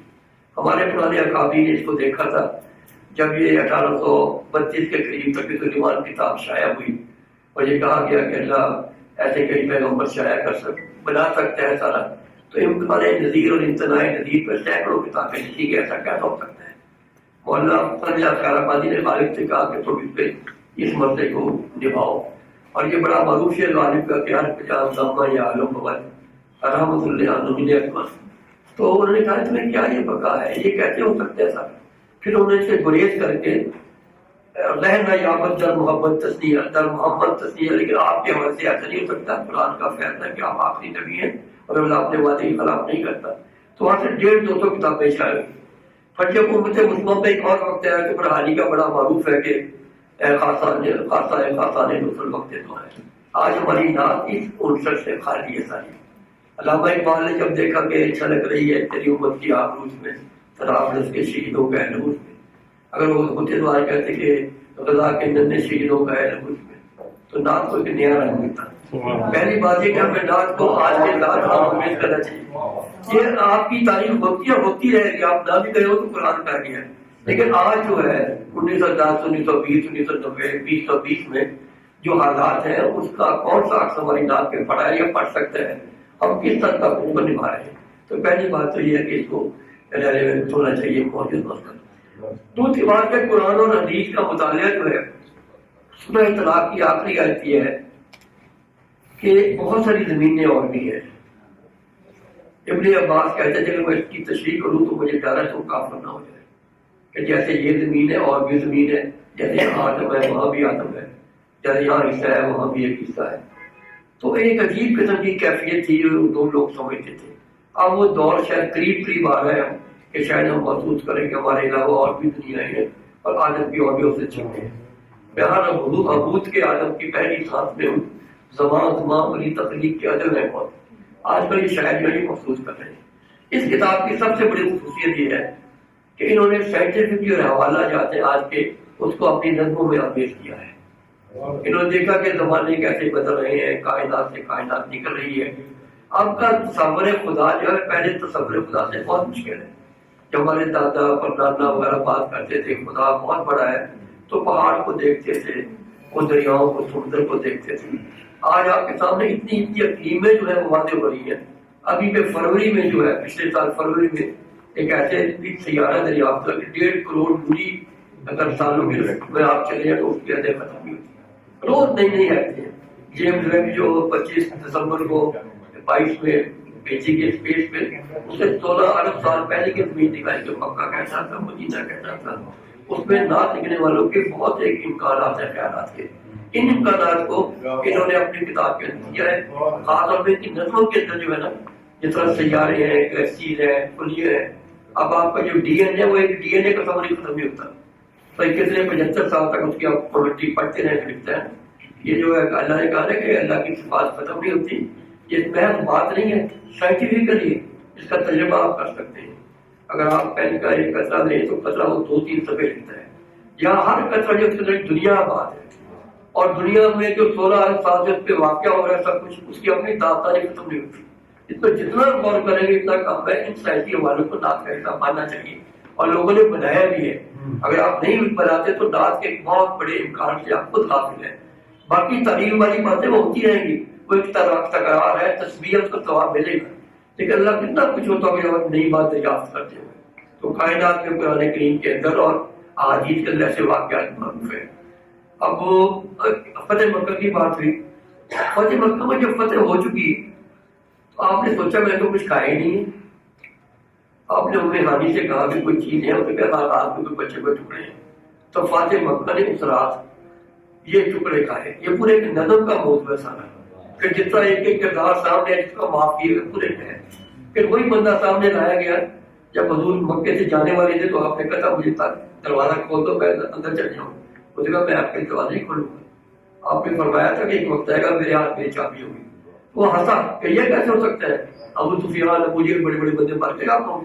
آپ نے انہیں بلایا اس بندے کو، اور آپ نے کہا یہ چابی ہے تمہارے پاس، جب تمام عمر تمہارے پاس رہے گی۔ یہ سارے واقعات نظموں کے معاملات ہیں۔ اور آخری بات کے جو ہے غزل کی صرف اس میں بڑی شاعری تو ہو سکتی ہے، عظیم شاعری نہیں ہو سکتی۔ عظیم شاعری جو ہے بہت بڑا ایک گنجش کے ساتھ کسی واقعے کو لے کے چلا جائے، جیسے مسلم معلوم ہے، جیسے شاہ نامہ فردوسی کا ہے، جیسے فیض جلدی کا شاہ نامہ لے لیں، اور بے شمار کتابیں۔ غزل کی رضا کاری جو ہے وہ ہمارے لیے ایک روایت بھی ہے کہ ہم غزل کہتے ہیں، لیکن اس میں کبھی بہت عظیم شاعری نہیں ہو سکتی۔ ہمیں ضرورت ہے کہ ہمیں نظم کی طرف توجہ دیں اور سیرت میں سے ایسے مضامین اخذ کریں، اور خاص طور پہ مستشرقین جو ہیں اسلام قبول کیا، جو ہیں مارٹن لنگ ہے، شون ہے، برخارڈ ہے، ان کو دیکھیں کہ ان کس طرح اسلام کی طرف آئے، اور پھر جو اسلام کی حقانیت غیر مخصوص لوگوں پہ واضح ہوئی اس کو اپنی نظموں کا حصہ بنے۔ اس کتاب کے اندر وہ چیزیں موجود ہیں، اور مجھے بڑی خوشی ہے کہ ان کے اندر ایک نظم کی ایک کیفیت موجود ہے، مستقبل میں بھی جس کے امکانات بہت ہیں۔ باقی جہاں تک تمام لوگ ہیں، سب لوگ کام کرتے ہیں اور نظمیں بھی لکھتے ہیں، شاعری بھی کرتے ہیں، بہت بڑی بات ہے۔ سال میں 80-90 کتابیں بھی شائع ہو رہی ہیں، لیکن جو ذمہ داری نعت کی صنف کی ہے وہ اس بات کا تقاضا کرتی ہے کہ بہت سارے تقاصیر میں ڈھونڈے جائیں، ان کو نعتوں پر نعتیہ نظموں کا حوالہ بنایا جائے۔ ایک دفعہ آپ عید پڑھنے کے لیے نکلے، بات تو ایک بچہ تھا غریب تھا، تو آپ نے کہا تم نے کپڑے کیوں نہیں پہنے؟ اس نے کہا بھائی یتیموں کے پاس کپڑے نہیں۔ آپ اس کو گھر لے آئے اور گھر آ کے کہا کہ اس کے لیے کپڑے تیار کریں۔ آج سے 1400 سال پہلے اس زمانے کے مدینے میں ایک خاص طرح کے کپڑے تیار کرنے میں 1 گھنٹہ تو لگا ہوگا۔ صحابہ ہے کہ عید کی نماز کا ٹائم ہو گیا، آپ آئیے۔ آپ نے کہا محمد کی نماز اس وقت تک نہیں ہوگی جب تک یہ بچہ نہیں آتا۔ اگر یہ واقعہ اگر لکھے جائیں گے تو چھوٹی ڈبے بنائی جائیں۔ ہم نے ایک اور کام خاص طور پہ فیصلہ دیار نعتیں کا پروجیکٹ شروع کیا ہے کہ اگر یہ بچوں کے لیے نعتیں لکھی ہیں تو کون سی کس طرح کی نعتیں ہونی چاہیے۔ ہمارے چھوٹے بچے اسکولوں کے کالجوں کے نعتیں پڑھ رہے ہیں، میں گناہ گار ہوں، یہ ہے سارا، وہی بڑے لوگوں کی نعتیں۔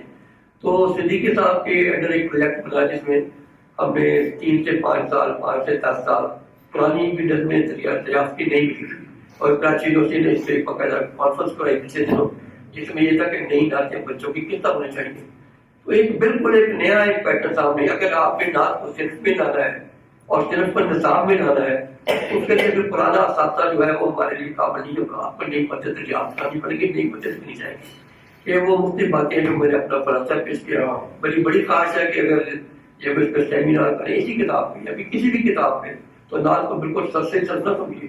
یہ بہت بڑی صنف ہے، اور میں جو بالکل سائنس کا طالب علم، میں اس کو سائنٹیفکلی پروف کر سکتا ہوں. یہ جو کوانٹم فزکس ہے اور یہ جو ہماری مابعد طبیعت ہے بالکل واضح ہو رہی ہے. یہ 2 سال پہلے جس کو نوبل پرائز ملا اس کو پانی پہ دم درود کرنے کی وجہ سے ملا کہ 2 پانی کے گلاس لے لیں، ایک میں اچھی باتیں کریں، ایک میں وہ گالیاں ان دونوں کا سب لیول پہ ان کا سب سے بدل جاتا ہے. ڈاکٹر سیمن نے اس پہ کام کیا، پھر پہ 2 سال پہلے نوبل پرائز ملا. اب جدید جو ہے ساری کی ساری دنیا جو ہے وہ جو مابعد طبیعت کی دنیا ہمارے ساتھ ساتھ چل رہی ہے اس پہ غور کریں گے. اور یقین یعنی نہ ساتھوں کہ نئی دنیا میں رہتی ہے. اس پہ سینکڑوں شعر جو لکھے گا وہ سنائے جا سکتے ہیں. وہ کیا ہے، سورج تیرے سائے میں کھڑا ہے، اس کا روشنی مقابل محمود سورج تیرے سائے میں کھڑا ہے. جب اس کی تشریح میں جائیں گے تو اس میں کئی ایسی حیرتیں جو شاید کو خود بھی نہیں پتا ہوتا. اللہ تعالیٰ اسے عطا کر دیتے ایسی باتیں جس میں آنے والے لوگ پھر اپنا اپنا مانا شاید ایک آئینہ بناتا ہے، آنے والے لوگ کی طرف دیکھتا ہے. تو یہ بہت بڑی عجیب باتیں اس کے اندر ہے. آخری بات یہ ہے کہ جب 1920 میں یہ رائل FRCS کا نظام بنا، اس کے تحت برطانیہ میں ایک رائل سائیکل سوسائٹی بھی بنی کہ جو اس قسم کی باتیں کو لکھ لیا کہ نہیں آؤ. اس میں کئی حیرتیں ہوتی ہیں، یہ نہ کہ میں یہ ایسا ہو نہیں سکتا، ایسا کوئی نہیں ہے. تو باتیں وغیرہ ریکارڈ ہوئی اور survival of the human mind کے نام سے 2 جلدوں میں کتاب کی 1930 میں.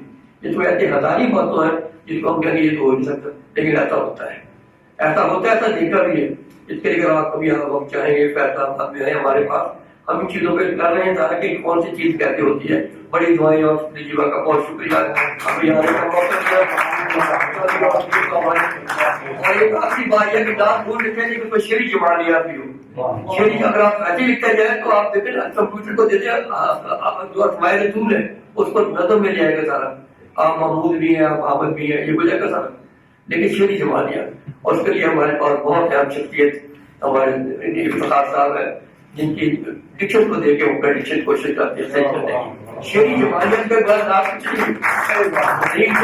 ایک شعر ہے کہ خوش رہے تجھ کو دیکھنے والے، ورنہ کس نے خدا کو دیکھا ہے. کتنی بڑی ہے اس کے اندر، کتنی بڑی ہے، خوش رہے تجھ کو دیکھنے والے ورنہ کس نے. اور داغ کے ایک شعر پہ میں ختم کرتا ہوں. محمد کا شعر ہے کہ مجھ گناہگار کو جو بخش دیا پھر جہنم کو کیا دیا تو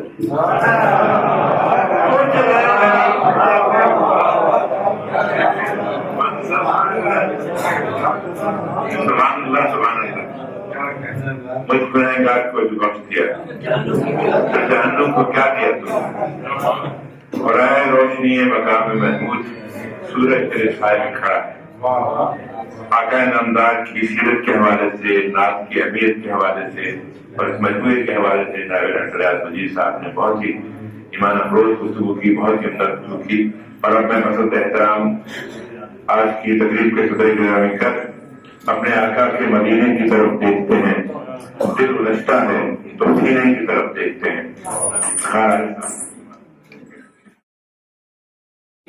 ہم شاعر یہاں تشریف فرما ہیں، ایسی اچھی گفتگو ہوئی.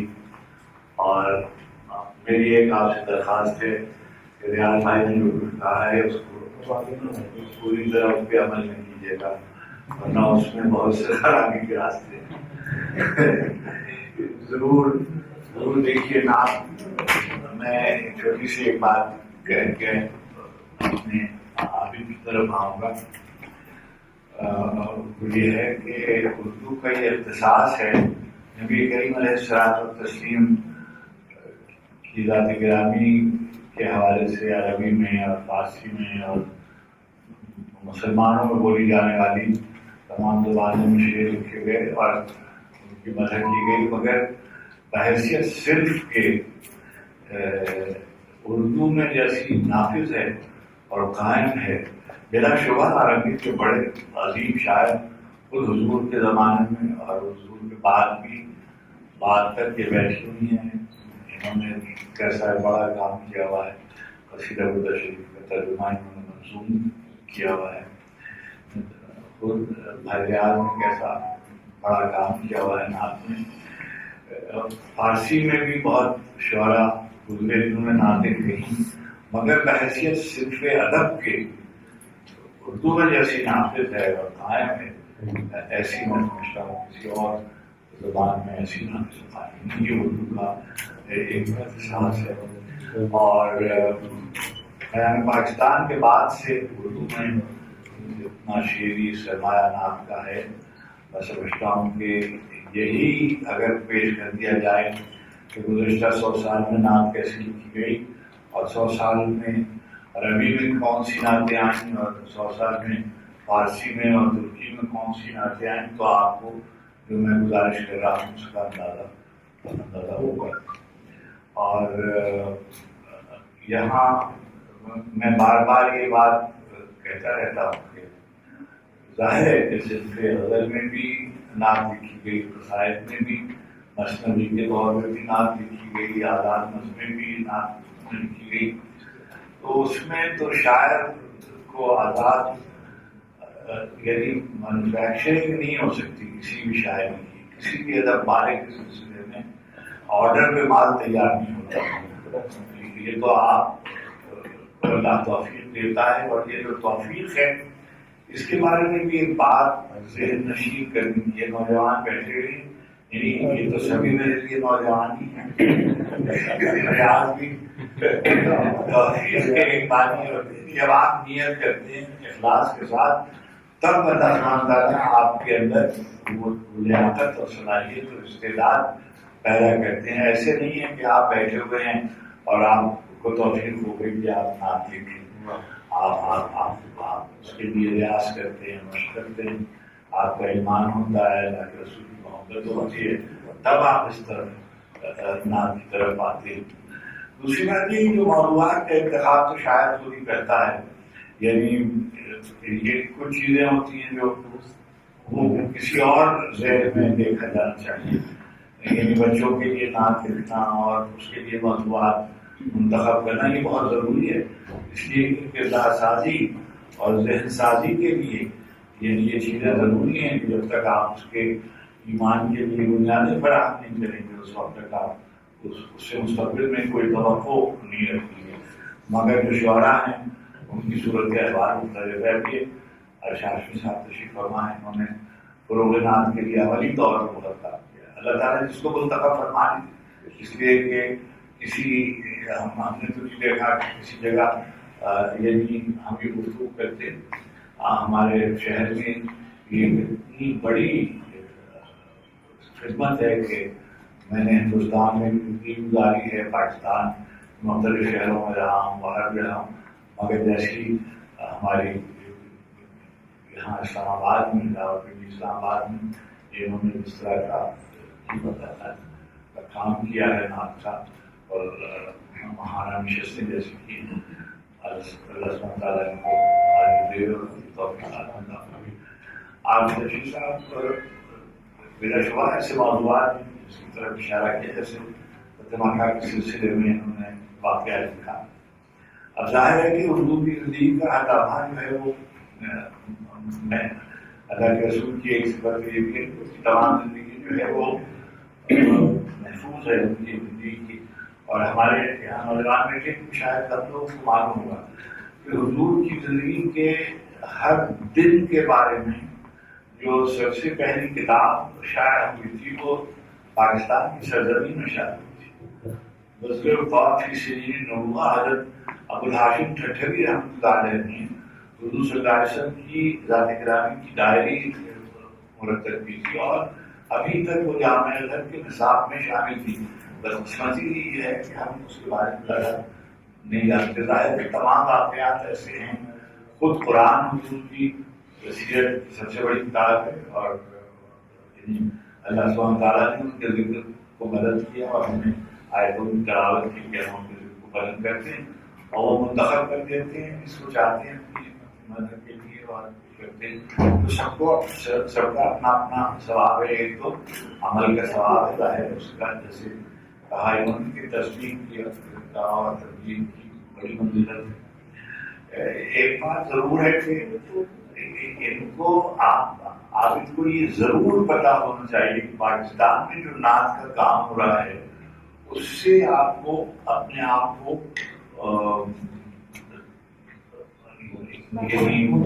منصرف رکھنا چاہیے.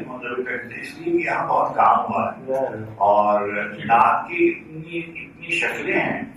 یعنی ریاض علی صاحب کی جو نعت ہے وہ عبدالعزیز خالد کی نعت سے مختلف ہے, یا طاہر صاحب کی جو نعت ہے وہ ریاض صاحب نہیں روایتی نعت سے یا اس کی نعت سے بالکل مختلف ہے. تو یہ نعت میں اتنا تنوع ہے کہ احسان اکبر کی نعت, یہ جلیل علی کی نعت, یہ حافظ بدر صاحب کی نعت, منور بدایونی کی نعت, یہ سب نعت کے ایک جیسے شاعر نہیں. اتنا تنوع ہے کہ محسن کاکوری اور امیر مینائی اور اقبال عبید وارسی یہ جو 4 نام کے بڑے شاعر ہیں, اور حضرت اعلیٰ حضرت خلافہ گرامی رضا احمد رضا خان بریلوی رحمۃ اللہ علیہ, اور جن کا شعر ابھی انہوں نے پڑھا حسین کے بابر علی شہبازی. تو صوفیہ کی نعتیں ہیں, ان کا اپنا ایک الگ مسلک ہے, ان کا الگ ایک طریقہ ہے, بیدم وارسی کا الگ طریقہ ہے. وہ طریقہ اقبال کی نعت سے بالکل مختلف ہے. اقبال کی نعت بالکل مختلف ہے. میں یعنی ایک بلا وجہ ایک فکرے کی بات کرنا چاہتا ہوں. جس زمانے میں حضور صلی اللہ علیہ وسلم اور نماز سے کے سلسلے میں ایک خاص طبقے کی طرف سے یہ خیال کا اظہار کیا جا رہا تھا کہ نماز میں کسی اور کا تذکرہ خیال نہیں آنا چاہیے, تو اس وقت اقبال یہ کہہ رہے تھے کہ شوق تیرا کرنا ہو میرے نماز کا امام یہ جو ہے یہ کس سے اچھا. دوسری بات یہ بیٹھے ہوئے دوستان, ان کے سامنے میں آپ سے کہتا ہوں کہ ہم کہتے ہیں بھائی تجدید سے صوتی ایک چیز ہونی چاہیے. یہاں بیٹھے ہوئے اساتذہ بھائی تجدید سے صوتی ہونی چاہیے. حرف کی تکرار جو ہے وہ نقص پیدا کرتی ہے. تکرار اہل سخن ہے, مائل سخن میں گنبد آبگینہ رنگ 3 گاف کے لفظ نام گنبد آبگینہ رنگ تیرے محیط میں ہوا 3 دفعہ ہر استعمال ہوا ہے, مگر اس سے نغمہ پیدا ہوا ہے, نہ کہ آیت سے پیدا. تو جو ماسٹر کرافٹسمین ہوتے ہیں وہ جب کسی لفظ کو چھو لیتے ہیں, حرف کو چھو لیتے ہیں, وہ لوڈے نہیں ملتا ہے.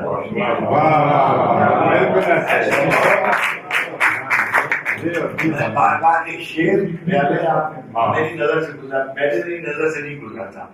ہمارے وہاں ایک شعر سنا جاتا ہے کہ سایہ تیرا لوگ کہتے ہیں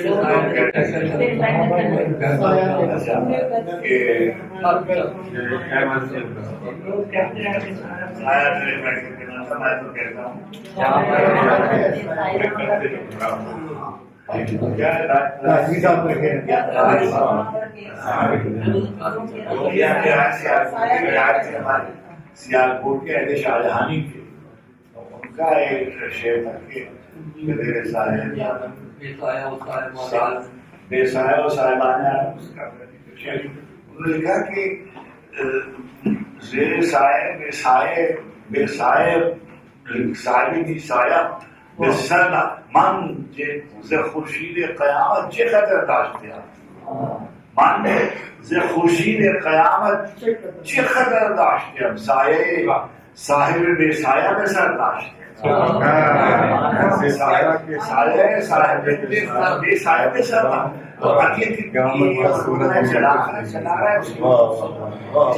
تکرار جو ہے مضامین کی تکرار عیب نہیں ہے اگر آپ نے الگ سے کہا, سب نے کہا ہے.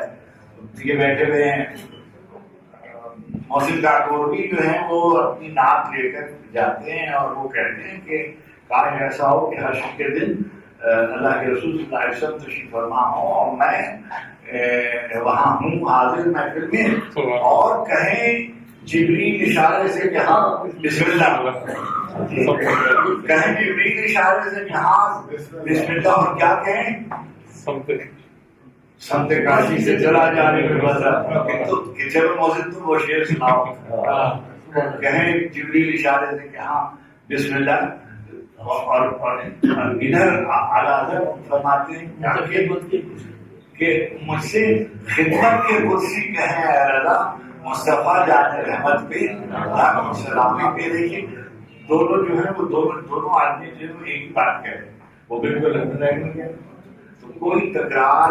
اچھا یہ جو رحمت کی تکرار ہے سب نے، یعنی مثلا عبداللہ ابن رواحہ ہوں، عامر بن زہیر ہوں، حسان بن ثابت ہوں، یہ سب. اچھا میں کئی دفعہ یہ بات کہہ چکا ہوں، حضرت ابو طالب کا ایک قصیدہ لامیہ ملتا ہے کہ مدینہ مکے کی عورت قریش کی عورتیں جو ہیں وہ تمہارے روح روشن کی گواہی دے کے بارشوں کی دعائیں مانگتی ہیں، اور محمد تم جو ہو وہ مسکینوں پر مجبوروں پر رحم کرنے والے، سلوک کرنے والے.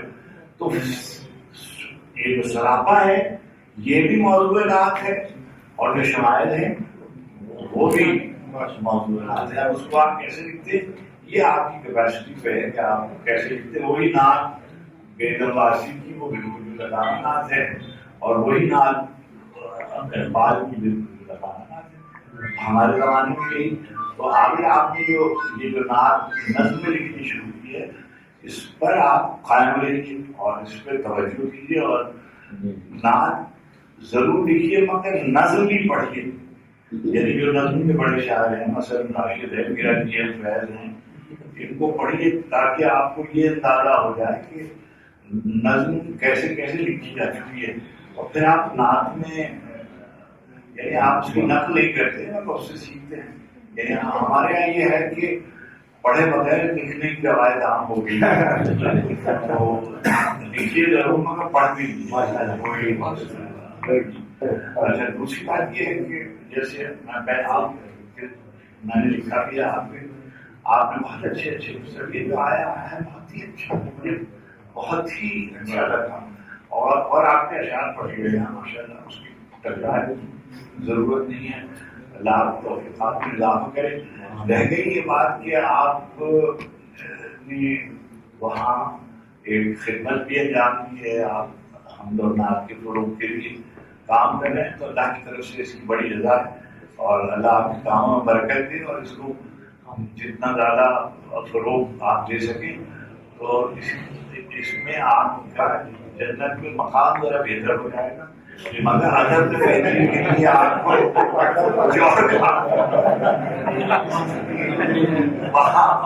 وہاں کا اچھا میں آپ سے بات سچی بات آپ سے کہوں تو نام کہتے ہوئے انہیں میں نے کبھی سوچ کر یعنی سب کا، اور یہ جو انہوں نے جو بات کہی ریاض بھائی میں بالکل اس سے احترام کرتا ہوں، اور وہ یہ ہے کہ ہر آدمی جو ہے وہ اپنے طور پہ نعت کہتا ہے اور اپنی طرح سے نعت کہتا ہے اور اپنے احوال کے مطابق نعت کہتا ہے. اچھا ظاہر ہے کہ آپ اگر یعنی بالکل یعنی اگر میں مسلمان ہوں تو میرا دل تو بڑھئی کا ترابط اس کے لیے، یعنی میں ترکی کے لیے لیڈ کروں گا، میں غزہ کے لیے تکلیف تو مجھے ہوگی ہی، پہلے اپنے گھر کے لیے بھی مجھے تکلیف ہوگی، اور فلسطینیوں کے لیے بھی تکلیف ہوگی، زیادہ ہوگی، تکلیف بہت زیادہ ہوگی، اور اس سے کوئی دو رائے نہیں. وہ میرا جب میرے گھر میں آگ لگی ہوگی تو میں اس کا ذکر کروں گا ہی. غزہ میرے وجود کا حصہ ہے، ملت مسلمہ کا حصہ ہے، اور ہماری مجبوری کی انتہا ہے کہ ہم 57 ملک قرارداد تک پاس نہیں کر پاتے.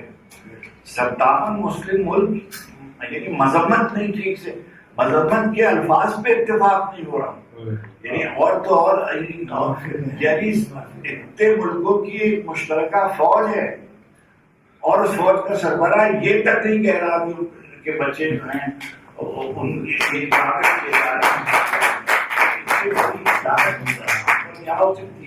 اور ہم سب یہاں بیٹھے ہوئے ہیں، یعنی میں اس ادارے کے لیے کوئی مشکل پیدا نہیں کر رہا اور بات نہیں کر رہا، لیکن میں یہ ضرور میں بھی ممکن ہے جب احتیاط سے گفتگو کرتا، مگر واقعی بہت تکلیف. اور اس پر داد بھی افتخار بھائی سب نے نہیں دی، میں نے کہا جی اس وقت آپ کی دیکھیے ایسے ہوتا ہے کہ ہم کینٹین پہ جاتے ہیں، پھر 3-4 مہینے اس والی کرسی کو جواب دیتے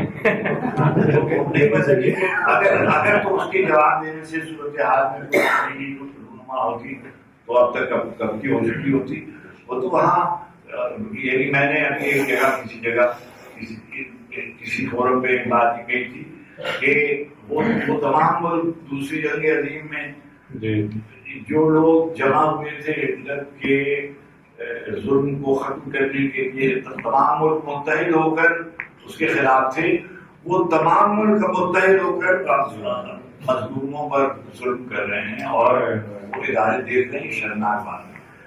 پروردگار عالم توفیق دے کہ ہم اللہ کے رسول صلی اللہ علیہ وسلم کے اس پیغام کو اس کے لیے دعوت کر سکیں اور صحیح معنی میں ہم اس قابل ہو سکیں کہ ہم اپنے آپ کو کہہ سکیں. یہ دیکھیے جو ہر جو ناز کی کتاب ہے، ہر جو ناز کا شعر ہے، وہ اپنے تعلق کو ظاہر کر رہا ہے اور اپنی نسبت کو ظاہر کر رہا ہے. اور کوئی آدمی باہر بیٹھ کر ذکر کر رہا ہے اور میں بار بار ہی کہتا ہوں کہ کتاب سے، ہر شخص کی کتاب سے پتہ چلنا چاہیے کہ اس کی ریاست کون سی ہے، اس کا دین کیا ہے، اس کا ملک کیا ہے، اس کے عقائد کیا ہیں، اس کا نظریہ کیا ہے.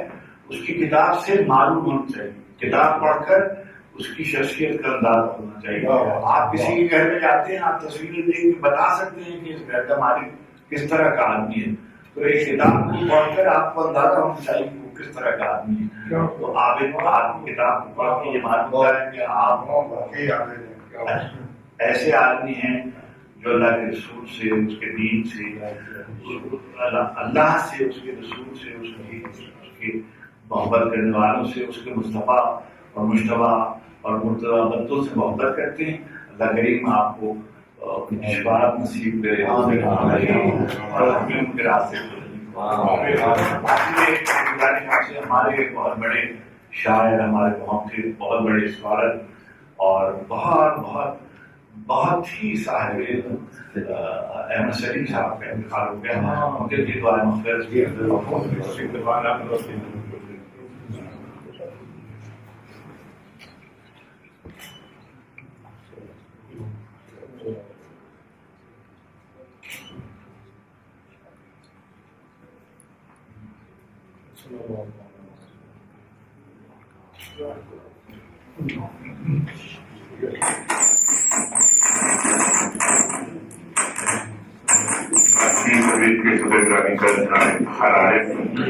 فرما رہے تھے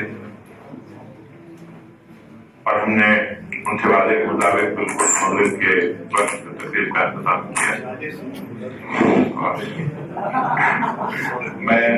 میں صرف عابد رشید کے ساتھ شعر پڑھ کے مجلس کا اختتام کروں گا کہ یہ جذب شوق بلاتا ہے کو بخو مجھ کو، اڑائے اٹھتی ہے آقا کی جستجو مجھ کو، کٹی ہے عمر حبیب خدا کی مدحت میں، یہ نام رکھے گی محشر میں تو